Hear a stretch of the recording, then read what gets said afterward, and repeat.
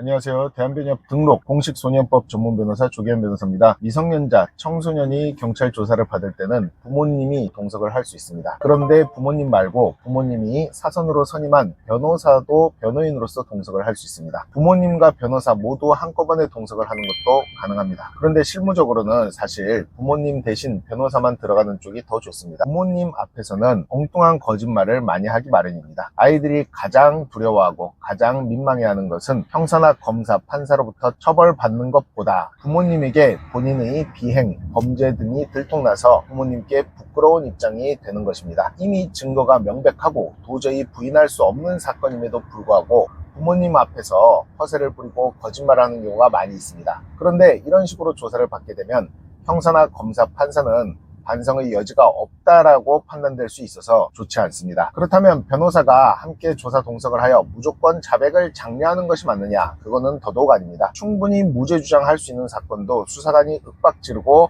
겁을 줘서 유죄로 끌고 가는 경우도 굉장히 많이 있기 때문입니다.